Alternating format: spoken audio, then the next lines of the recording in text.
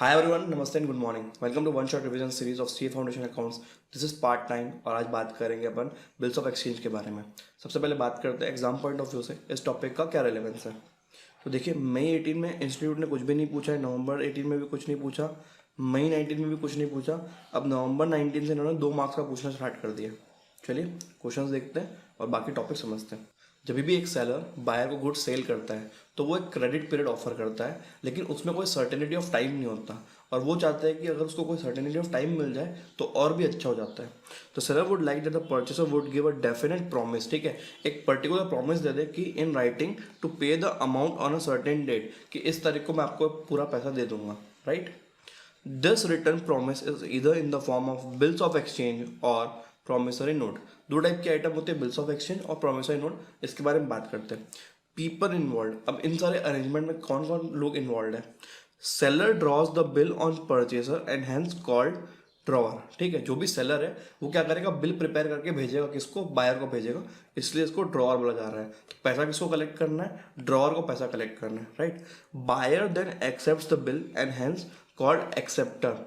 जो बायर है वो एक्सेप्टर है, ठीक है, वो बिल को एक्सेप्ट करके वापस भेज रहा है किसको, सेलर को। तो जो एक्सेप्टर है वो पे करेगा पैसा। The party to whom the amount has to be paid is पे।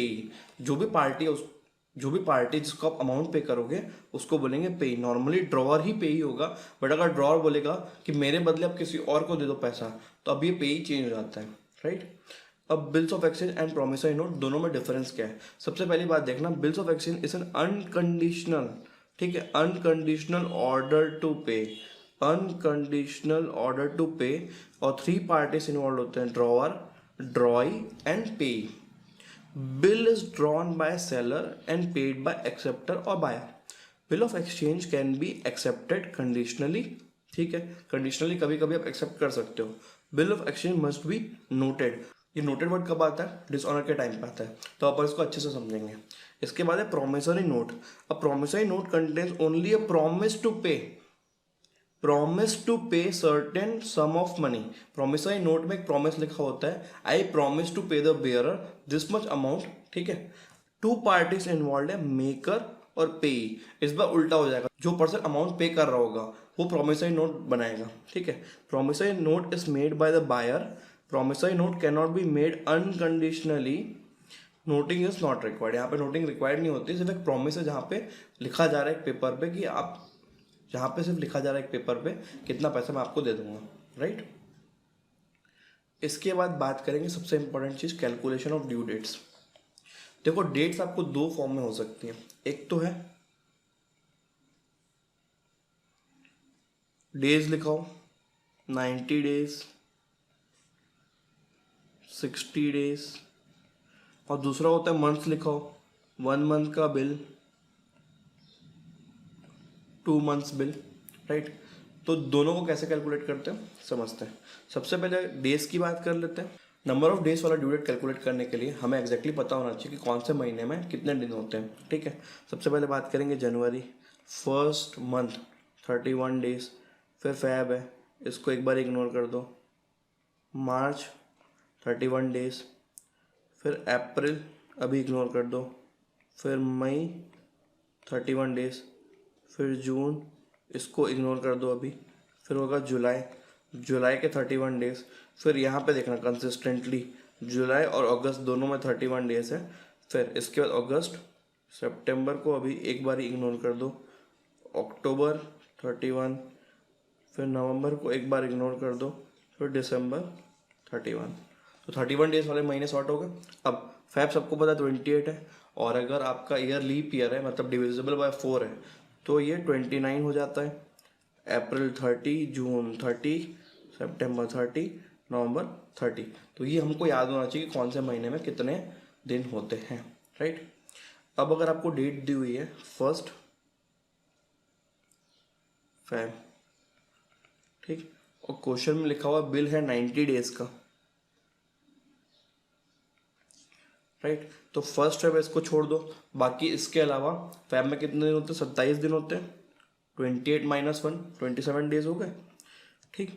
अब इसके बाद मार्च के 31 डेज और अप्रैल के 30 डेज, टोटल कितने हुए, 7, 8, 3 3 6 7 8, 88 डेज हो गए। कब तक? ये फैब है, ये मार्च और ये अप्रैल। ठीक, अब 88 डेज हो गए, हमको तो 90 डेज करने हैं, तो 2 दिन और ले लो। किसके? मई के। तो 2 मई आपकी ड्यू डेट आ जाएगी। लेकिन जब आप बात करोगे 1 फैब और बिल का ड्यू डेट लिखा होगा 1 मंथ का, तो नेक्स्ट महीने की सेम तारीख ना, करेस्पॉन्डिंग तारीख, जैसे यहाँ पे 1 तारीख थी तो अगले महीने की 1 तारीख 1 मार्च आपकी ड्यू डेट आ जाएगी। अगर 2 महीने लिखा होगा तो 1 अप्रैल आपकी ड्यू डेट आ जाएगी। ठीक, अब कभी भी आप ड्यू डेट्स कैलकुलेट करते हो तो आपको हमेशा उस पर जो भी डेट आई उसमें 3 डेज एक्स्ट्रा, जिसको बोलते हैं 3 ग्रेस डेज, ये हमेशा ऐड करना है। बिकॉज नियम है, पुरानी प्रथा चलती आ रही है कि जो भी ड्यू डेट है उसमें 3 दिन और एक्स्ट्रा दिया जाता है पैसे देने के लिए, राइट। तो 2 था तो यहाँ पे 5 हो जाएगा, 5 मई। और यहाँ पे 1 मार्च था, 1 में आप 3 दिन जोड़ दोगे तो 4 मार्च हो जाएगा। तो हमेशा ड्यू डेट में 3 डेज एक्स्ट्रा ऐड करना है। कहीं पे भी क्वेश्चन में नहीं लिखा होगा, आपको याद रखना पड़ेगा। जो भी आपकी ड्यू डेट आई उसमें आप 3 दिन ऐड कर दो। ठीक, अब 2 पॉइंट। मान लो जो मेरी ड्यू डेट कैलकुलेट हुई है, चाहे वो डेज वाला मेथड हो चाहे वो मंथ वाला मेथड हो, वो डे अगर एक पब्लिक हॉलीडे है, पब्लिक हॉलीडे मतलब पहले से डिक्लेयर्ड है, दिवाली, होली, गांधी जयंती, 15 अगस्त, ये तो पहले से डिक्लेयर्ड है, तो ड्यू डेट जो भी आएगी उसका 1 डे बिफोर ले लेना। 1 डे, तो जो भी ड्यू डेट आएगी उसका 1 डे बिफोर लेंगे। ठीक है, और वो ड्यू डेट अगर कोई इमरजेंसी हॉलीडे हो गया, जैसे कोविड के लिए आया था ना जनता कर्फ्यू वाला इमरजेंसी हॉलीडे, तो अगर इमरजेंसी हॉलीडे हो जाएगा तो पहले से प्री प्लान था नहीं वो, राइट। तो आप 1 डे आफ्टर ले लोगे, 1 day after, right. Due date का कॉन्सेप्ट सबसे इंपॉर्टेंट कॉन्सेप्ट है, इसको कैलकुलेट करना ज़रूरी है। और हर क्वेश्चन में ड्यू डेट का कॉन्सेप्ट आएगा, हर क्वेश्चन में आपको ड्यू डेट कैलकुलेट करनी पड़ेगी, राइट। नेक्स्ट, अब जर्नल एंट्रीज की बात करेंगे कि bills of exchange journal entry कैसे पास होती है। In the books of seller and in the books of buyer, दोनों में एंट्रीज पास करनी पड़ती है अलग अलग। सबसे पहले गुड सेल होता है, ठीक है, तो गुड सेल की एंट्री,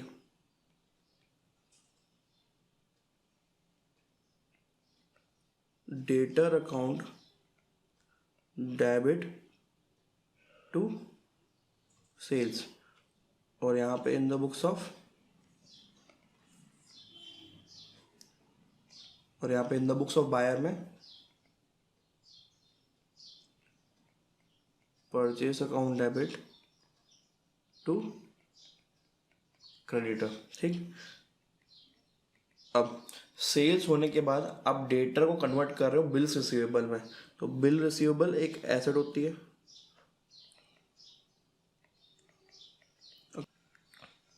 टू डेटर, ये डेटर कन्वर्ट हो गया बिल रिसीवेबल में। सिमिलरली बायर के बुक्स में क्रेडिटर को कन्वर्ट करना है, क्रेडिटर का अकाउंट डेबिट करेंगे टू बिल्स पेएबल अकाउंट। ठीक, थर्ड, जिस दिन पेमेंट मिलेगा ड्यू डेट वाले दिन,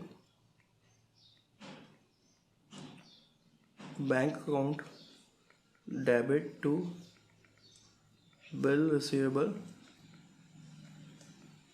अकाउंट, और ये भाई साहब पेमेंट करेंगे तो इनके बुक्स में bills payable account debit to bank account, right. ये बेसिक जर्नल एंट्रीज होती है। अब डिफरेंट केसेस हो सकते हैं, ये तो केस था जहाँ पे बिल को होल्ड किया गया टिल मैच्योरिटी, और होल्ड किसने किया? सेलर ने। देखो बायर की बुक्स में सिमिलर एंट्रीज होती है, चाहे भी कोई भी केस हो, चाहे कोई भी केस हो, बट सेलर की बुक्स में अलग अलग केस हो सकता है। क्या क्या होता है देखो, सबसे पहले बात करते हैं कि उसने बिल डिस्काउंटिंग करवा ली,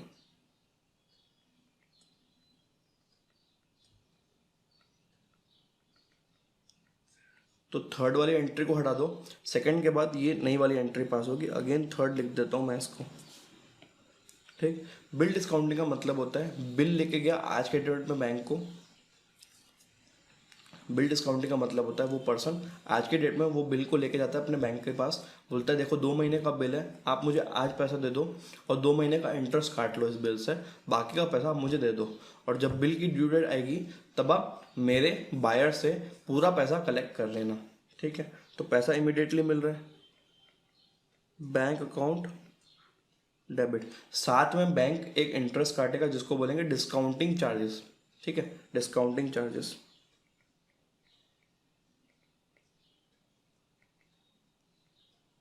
इसको भी आप डेबिट करो।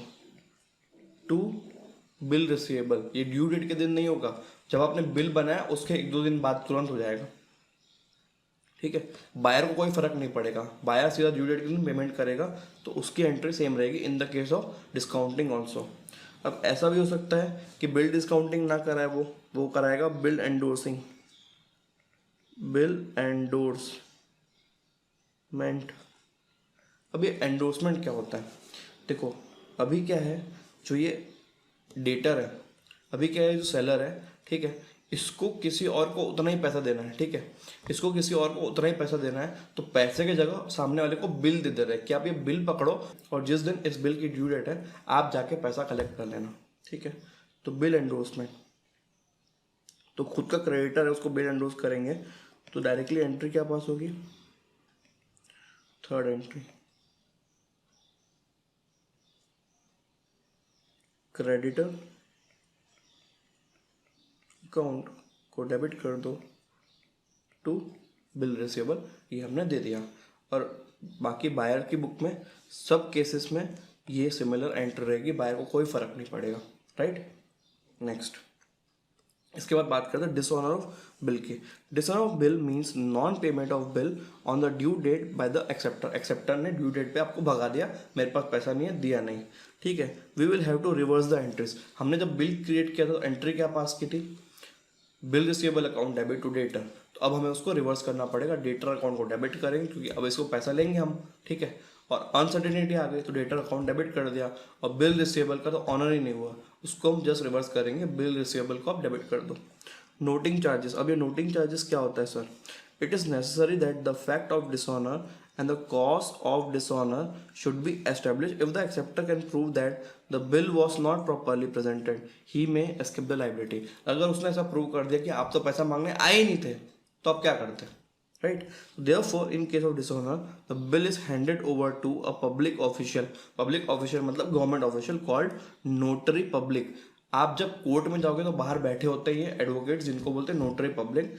The official present the bill for payment, ठीक है, आपने जब उसको बिल दिया तो वो ऑफिशियली उसको बिल प्रेजेंट करेगा कि भाई पैसा दे दे, और अभी भी इसने पैसा नहीं दिया तो इसको एक नोट बना के वो सर्टिफिकेट बना के देगा कि हाँ सामने वाले को बिल गया था और सामने वाले ने डिफॉल्ट किया है, विलफुल डिफॉल्ट किया है और पैसा नहीं दिया है, भगोड़ा है। ठीक है, तो अब ये एविडेंस बन गया। And if the money is received, then the money is handed over to drawer. And if the money is not received, the bill is officially marked as dishonor. For this service, the notary public charges an amount called noting charges. तो जब भी bill किसी के हाथ में है और सामने वाला डिसऑनर कर रहा है तो तुरंत दौड़ के जाएगा वो नोटरी पब्लिक के पास, नोटिंग चार्जेस पेमेंट कर देगा। लेकिन एक बात समझ लेना कि नोटिंग चार्जेस अभी तो ये पेमेंट कर रहा है जो सेलर है या जिसके हाथ में बिल है, लेकिन अल्टीमेट वो एक्सपेंस किसका है, वो एक्सेप्टर का एक्सपेंस है, वो एक्सेप्टर का एक्सपेंस है। क्यों? क्योंकि ये वाला पर्सन उससे रिकवर करेगा charges, right. Noting charges is immediately paid by the person who has bill in hand, but subsequently he recovers from the acceptor or dater। ठीक है, however it is the expense of the acceptor। ये वाली बात हो गई अपने।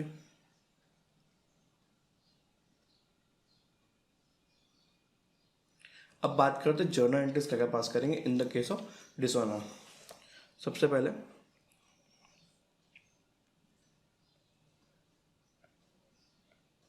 Again दोनों की books in the books of seller, in the books of buyer। तो अगर बिल हेल्ड टिल मेच्योरिटी है, मतलब नॉर्मल वाला case, bill held till maturity, तो डिसऑनर की एंट्री क्या होगी, जस्ट रिवर्स एंट्री, ठीक। Debtor account debit to bill receivable to bank. ये जो बैंक है इसमें आप डालोगे नोटिंग चार्जेस, आप अभी तुरंत नोटिंग चार्जेस पेमेंट कर रहे हो और डेटर अकाउंट में डेबिट कर रहे हो, मतलब उससे हम फ्यूचर में कलेक्ट करेंगे। और बायर की बुक्स में क्या एंट्री होगी, bills payable account debit noting charges. देखो नोटिंग चार्जेस अकाउंट खोल रहा है क्योंकि इसका एक्सपेंसेस है, डेबिट टू क्रेडिटर, ठीक। अब अगर भाई साहब ने बिल को डिस्काउंटिंग करवाया है, बिल डिस्काउंटिंग, तो ड्यू डेट के दिन बैंक सामने वाले के पास गया, बिल डिसऑनर हो गया, तुरंत बैंक भागा नोटिंग चार्जेस पे करके आ गया। बैंक आके वो हमारे अकाउंट से पूरा पैसा काट लेगा, मतलब बिल का भी और नोटिंग चार्जेस का भी, ठीक है। तो हमारे अकाउंट से पैसा कट गया। अब हम ये पैसा किससे रिकवर करेंगे, सामने वाले पर्सन से रिकवर करेंगे। Debtor account debit to bank, और अमाउंट में दोनों अमाउंट ना B R plus noting charges वाला दोनों अमाउंट हो जाएगा। बायर की बुक्स में सेम एंट्री, ज़्यादा कॉम्प्लिकेशन नहीं है। और अगर बिल एंडोज्ड है तो जो सामने वाला क्रेडिटर है वो नोटिंग चार्जेस पे करके आएगा, उसको तुरंत पेमेंट करना पड़ेगा, ठीक है। सबसे पहले डिसऑनर की एंट्री आएगी, डेटर अकाउंट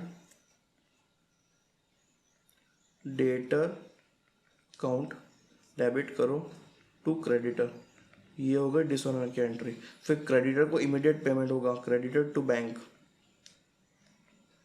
टू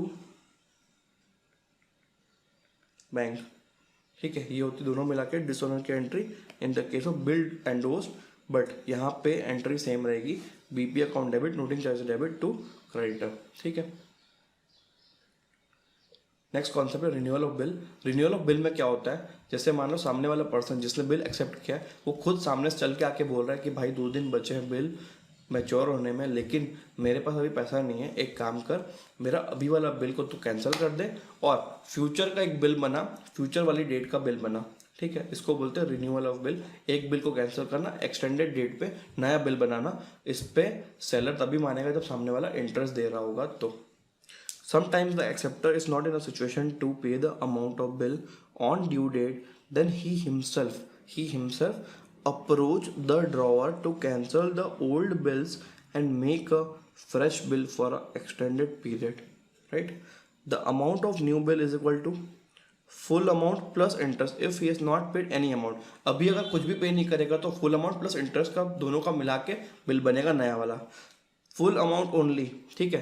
बिल का amount only if the interest is paid immediately, अभी अगर इंटरेस्ट पे कर देगा तो कोई दिक्कत नहीं है। Remaining amount plus interest if part payment is made, हो सकता है कि वो आधा बिल का पेमेंट कर दे, वो केस टू केस डिपेंड करेगा।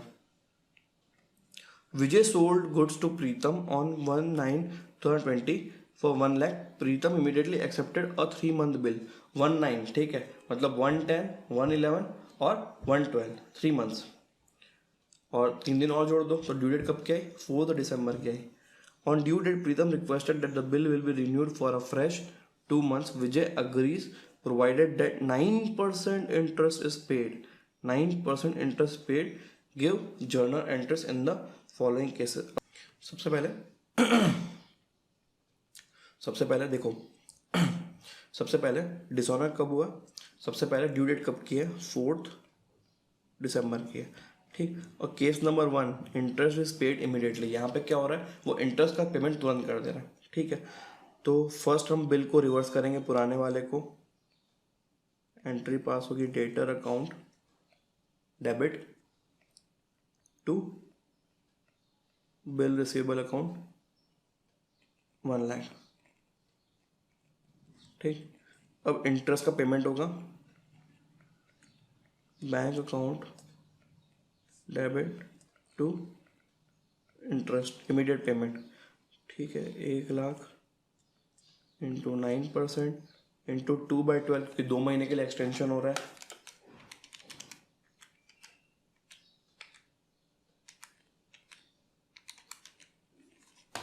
1,500 रुपीज़ इंटरेस्ट आएगा, तो 1,500 का इंटरेस्ट ले लो और नया बिल बना लो। रिमेनिंग अमाउंट 1,00,000 रुपए का, BR डेबिट टू डेटर 1,00,000 रुपए, ठीक। ऐसे बन गया। Case two nothing is paid immediately, अगर आप 1 रुपये पेमेंट नहीं करोगे तो कैसे होगा?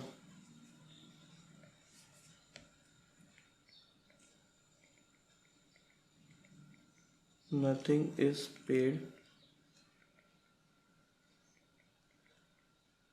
इमीडिएटली, फिर ये वाली एंट्री पास नहीं होगी, ये वाली भी नहीं होगी, एक नई टाइप की एंट्री पास होगी। समझते हैं।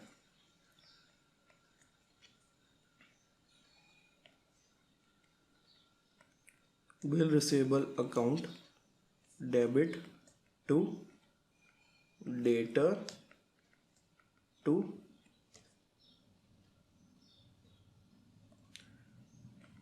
इंटरेस्ट, ठीक।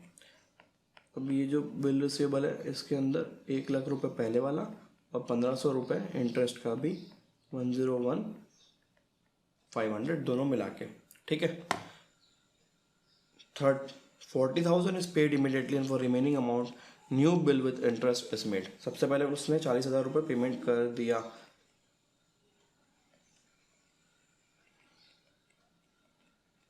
40,000 पेड इमीडिएटली, ठीक है। ले लो पेमेंट,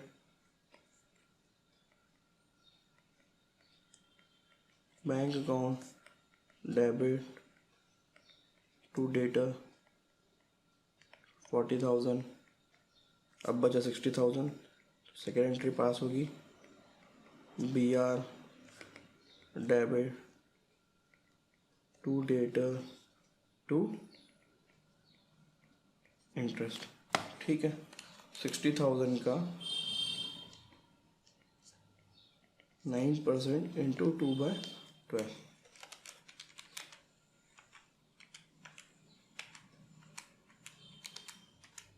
900 रुपीज़ आया।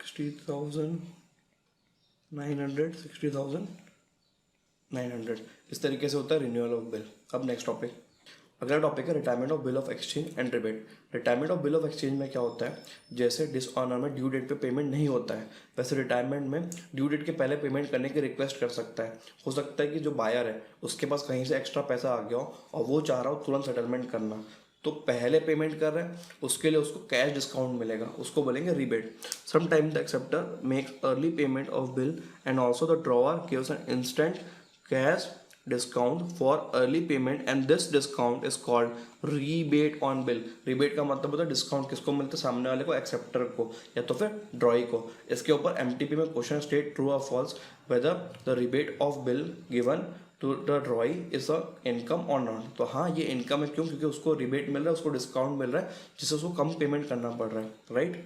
Rebate of bill is expense for drawer and income for acceptor. तो रिबेट ऑफ बिल कैसे कैलकुलेट होगा और एंट्री कैसे पास होगी, देखिए। Journal entries in the books of seller and in the books of buyer आप कैसे पास करोगे। सेलर की बुक्स में हमें एंट्री पास करनी है, बैंक अकाउंट को डेबिट करो और रिबेट अकाउंट या डिस्काउंट अकाउंट को डेबिट करो टू बिल रिसीवेबल, और बायर की बुक्स में बिल्स पेएबल अकाउंट को डेबिट टू बैंक टू, या तो आप डिस्काउंट ले लो या रिबेट अकाउंट कर लो, दोनों सही होता है, ठीक है। Example, on 1/1/2020 Ankita sells good of 5 lakh to Bhavika and draws a bill at 3 months for the amount. Bhavika accepts it and returns to Ankita On 1/3/2020, Bhavika retires or acceptance under a rebate of 12% per annum. Record this transaction. सबसे पहले देखो 1/1/20 का bill है plus 3 months कितने होते हैं, फरवरी, मार्च, अप्रैल। तो due date कब की थी, 4 अप्रैल की थी, ठीक। लेकिन रिटायरमेंट कब हो रहा है, 1 मार्च को, दैट इज 1 मंथ बिफोर। तो रीबेट इसको 1 महीने का मिलेगा। कैसे मिलेगा, रीबेट कैसे कैलकुलेट करोगे, देखो रीबेट में आप बिल का अमाउंट ले लो 5 लाख रुपए, अब 12% पर एनम बोला ना, तो इंटू 12% मल्टीप्लाई कर लो, इंटू ये वाला कितना महीना बिफोर है वो भी देख लो, इंटू 1/12 करना है, ठीक है। तो 5 लाख का 5,000 रुपीज़ का रिबेट मिलेगा। एंट्री क्या पास होगी, बैंक अकाउंट डेबिट 4,95,000, रीबेट और डिस्काउंट अकाउंट जो भी आप समझो 5,000 to BR 5 lakh। In the books of buyer, bills payable debit to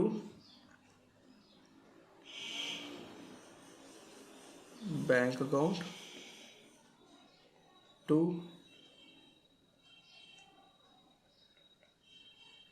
rebate और डिस्काउंट। 5 लाख का बिल था, बैंक से 495 चले गया और 5,000 का डिस्काउंट है। नेक्स्ट टॉपिक है insolvency. Insolvency of a person means that he is unable to pay his liabilities. This means that the bill accepted by him will be dishonoured. Insolvency का मतलब होता है दिवालिया हो जाना, सामने वाले की जो लाइबिलिटीज है, ठीक है, जो लोन्स है वो सब इतने ज़्यादा बढ़ गए हैं कि उसके एसेट्स उसको पे करने के लिए सफिशिएंट नहीं होते हैं। तो कोर्ट उसको एक दिवालिया घोषित करके एक प्रोटेक्शन प्रोवाइड करता है कि भाई ये पैसा नहीं दे पाएगा, तो जितना एसेट है अब वो बाकी का बंटवारा होगा बाकी लोगों में।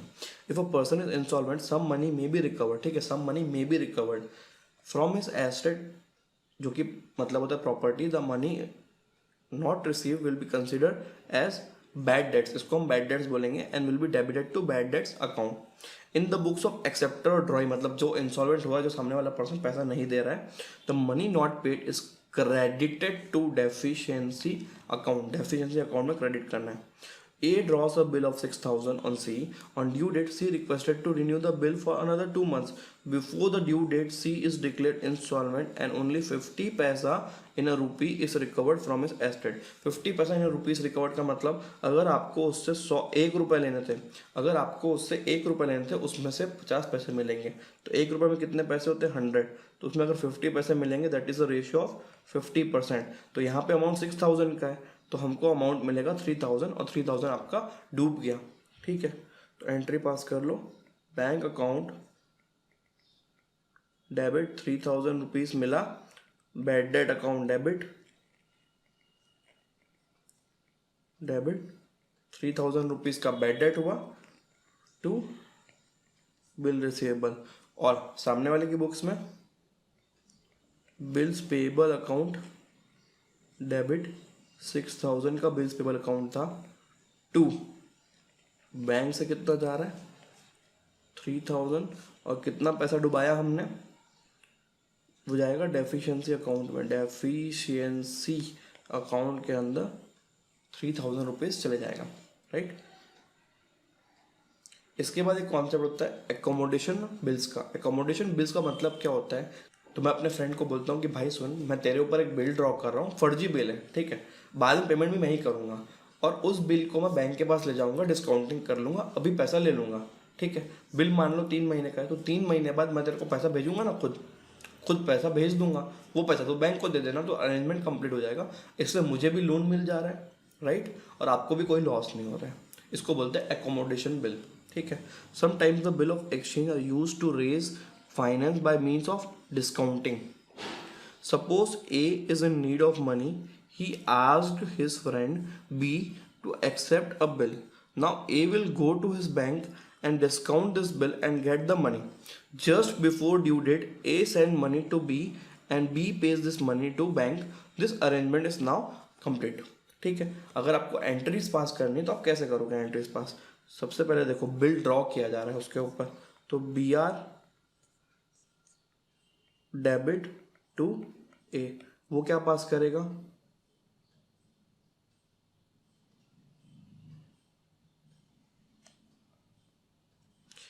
B R debit to B, और सामने वाला क्या पास करेगा? A debit to bills payable. ये बिल क्रिएट हो गया। अब क्या कर रहा है ये भाई साहब? इसकी डिस्काउंटिंग करवा दे रहा है। डिस्काउंटिंग एंट्री पास कर लो, bank account debit discounting charges debit to bill receivable. सामने वाले की बुक्स में कोई एंट्री पास नहीं करनी है। थर्ड, ड्यू डेट वाले दिन हम उसको पैसा भेज रहे हैं, ठीक है, बी को, तो बीज अकाउंट डेबिट टू कैश, और वहाँ उसको पैसा मिल रहा है, cash account debit to A's account. अब यहाँ से पेमेंट करना है बैंक को, bills payable account debit to bank. तो ऐसा अरेंजमेंट कंप्लीट होता है अकोमोडेशन बिल्स का। इसके बाद इस नोट्स में आपको क्वेश्चंस मिल जाएंगे, ठीक है। पास एग्जाम में एक ही क्वेश्चन पूछा है, इसके बाद आरटीपी के क्वेश्चंस हैं, ये पूरे आरटीपी के क्वेश्चंस भरे हुए हैं, ठीक।